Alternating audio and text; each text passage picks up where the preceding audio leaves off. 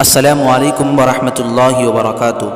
ناظرین کرام، ہمارے چینل تقسیم رحمت پر اب تمام حضرات کا خیر مقدم ہے۔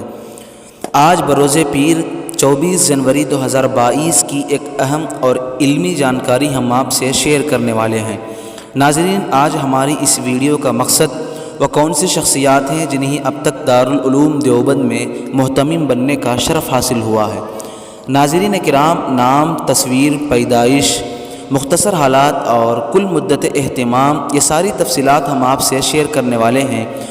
ناظرین، آپ سے درخواست ہے کہ اس ویڈیو کو خوب سے خوب شیئر فرما دیں اور ہمارے چینل کو سبسکرائب بھی فرما دیں۔ جی ہاں ناظرین، دارالعلوم دیوبند عالم اسلام کا مشہور دینی و علمی مرکز ہے۔ بر صغیر میں اسلام کی نشر و اشاعت کا سب سے بڑا ادارہ اور دینی علوم کی تعلیم کا سب سے بڑا سرچشمہ ہے۔ دارالعلوم دیوبند سے ہر دور میں ایسے باکمال فضلاء تیار ہو کر نکلے جنہوں نے وقت کی دینی ضرورت کے تقاضوں کے مطابق صحیح دینی عقائد اور علوم دینیہ کی نشر و اشاعت کی گراں قدر خدمات انجام دی ہیں۔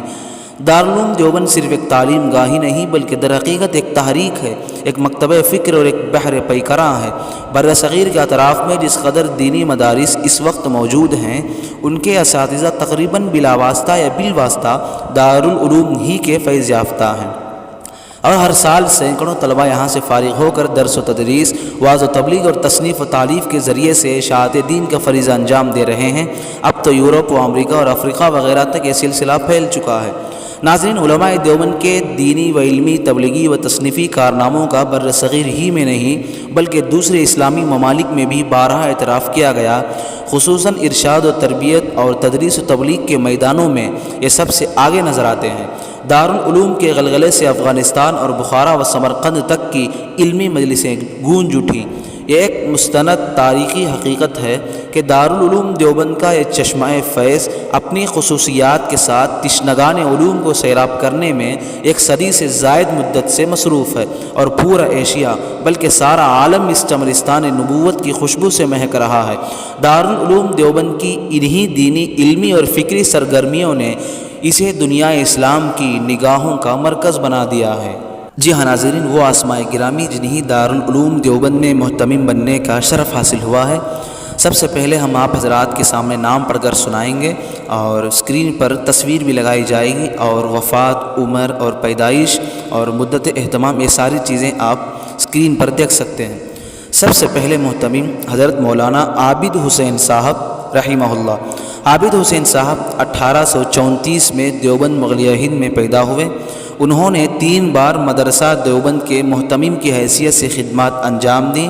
سب سے پہلے 1866 سے 1867 میں شروعات میں، دوسری بار 1869 سے 1871 تک، اور تیسری بار 1890 سے 1892 تک۔ وہ دارالعلوم دیوبند کی پہلی مجلس منتظمہ کے رکن بھی تھے۔ 1912 عیسوی میں اس دار فانی سے رخصت ہو گئے۔ کل مدت اہتمام 5 سال۔ ان کے بعد حضرت مولانا رفیع الدین صاحب رحمہ اللہ۔ رفیع الدین صاحب رحمہ اللہ 1836 میں پیدا ہوئے۔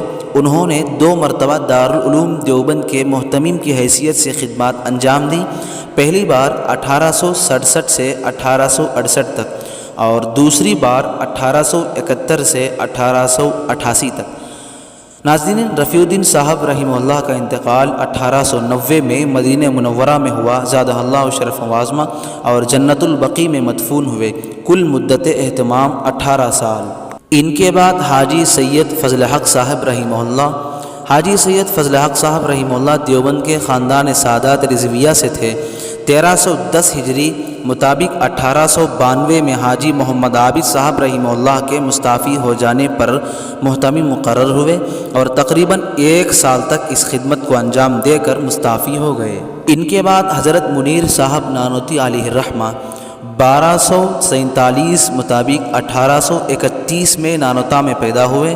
1 سال سے کچھ زائد مدت تک دارالعلوم دیوبند کے محتمم رہے۔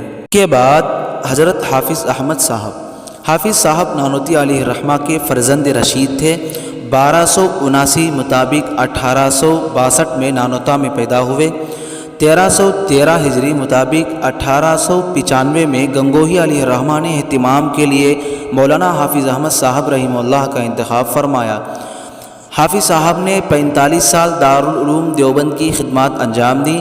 ابتدائی 10 سال تعلیم و تدریس میں گزرے اور 35 سال اہتمام کے فرائض انجام دیے۔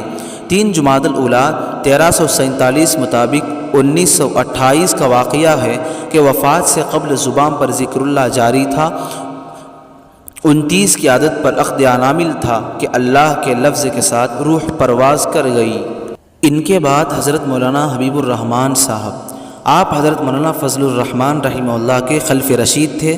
1344 مطابق 1925 عیسوی میں جب حافظ صاحب رحمہ اللہ نے اپنی پیرانہ سالی کے باعث حیدرآباد کے مفتی اعظم کے منصب سے سبکدوش ہوئے تو ان کی جگہ پر آپ کا تقرر عمل میں آیا، لیکن دارالعلوم دیوبند میں داخلی اختلافات رونما ہو جانے کے سبب سے آپ کو بہت جلد اس منصب سے دستکش ہو جانا پڑا۔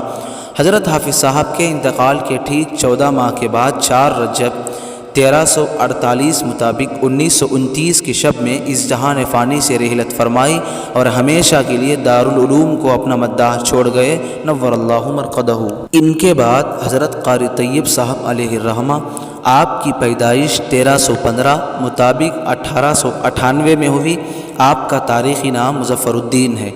اوائل 1341 مطابق 1924 میں نائب محتمم کے منصب پر آپ کا تقرر کیا گیا، جس پر اوائل 1348 مطابق 1928 تک آپ اپنے والد ماجد مولانا محمد احمد صاحب رحمہ اللہ اور حضرت مولانا حبیب الرحمن صاحب رحمہ اللہ کی زیر نگرانی ادارہ اہتمام کے انتظامی معاملات میں حصہ لیتے رہے۔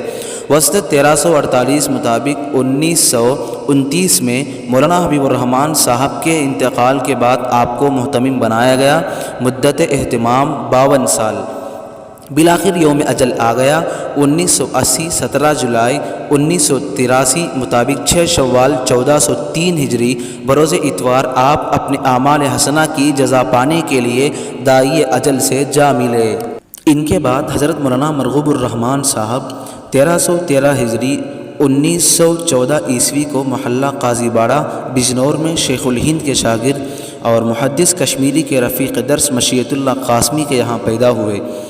1382 بمطابق 1962 میں انہی مجلس شورا دارالعلوم دیوبند کا رکن بنایا گیا۔ رجب 1401 ہجری میں 1981 میں انہی دارالعلوم کا معاون محتمم بنایا گیا اور شوال 1402 ہجری اگست 1982 میں انہی محمد طیب قاسمی علیہ الرحمہ کے بعد دارالعلوم دیوبند کا 11واں محتمم بنایا گیا۔ اپنی وفات تک 29 سال وہ دارالعلوم کے محتمم رہے۔ مولانا سید اسعد مدنی کی وفات کے بعد 2006 میں انہی امارت شرعیہ ہند کا تیسرا امیر بنایا گیا۔ اسی مناسبت سے انہی امیر الہند ثالث سے یاد کیا جاتا ہے۔ 1 محرم الحرام 1432 بمطابق 8 دسمبر 2010 عیسوی بدھ کی صبح کو بجنور میں ہجری سال کے اعتبار سے 100 سال اور شمسی سال کے اعتبار سے 96 سال کی عمر میں ان کا انتقال ہو گیا۔ کے بعد حضرت مولانا غلام وستانوی صاحب دامت برکاتہم، مولانا وستانوی صاحب کی ولادت 1 جون 1950 عیسوی کو وستان سورت گجرات میں ہوئی۔ ان کے والد کا نام محمد اسماعیل ہے۔ 1419 مطابق 1998 میں آپ کو مجلس شورا دارالعلوم دیوبند کا رکن بنایا گیا۔ مولانا مرغوب الرحمن صاحب بجنوری کے انتقال کے بعد مجلس شورا دارالعلوم کے اجلاس منعقدہ 5 صفر 1432 مطابق 10-11 جنوری 2011 عیسوی میں آپ کو عہدہ اہتمام کے لیے منتخب کیا گیا۔ آپ 21 شعبان 1432 مطابق 23 جولائی 2011 عیسوی تک اس منصب پر فائز رہے۔ اس طرح سفر سے شعبان 1432 جنوری تا جولائی 2011 عیسوی تک یعنی کل 7 ماہ آپ دارالعلوم دیوبند کے محتمم رہے۔ ان کے بعد حضرت مولانا ابو القاسم صاحب نعمانی دامت برکاتہم کو محتمم بنایا گیا۔ مولانا نعمانی صاحب 22 صفر 1366 بمطابق 14 جنوری 1947 کو مدن پورہ ریاست بنارس برطانوی ہند میں پیدا ہوئے تھے۔ مولانا کو 24 جولائی 2011 عیسوی کو غلام محمد وستانوی صاحب دامت برکاتہم کے بعد دارالعلوم دیوبند کا محتمم منتخب کیا گیا۔ 1992 سے 2011 عیسوی تک مجلس شورا دارالعلوم دیوبند کے رکن رہے۔ جمعیت علماء ہند کی مجلس عاملہ کے رکن بھی رہ چکے ہیں۔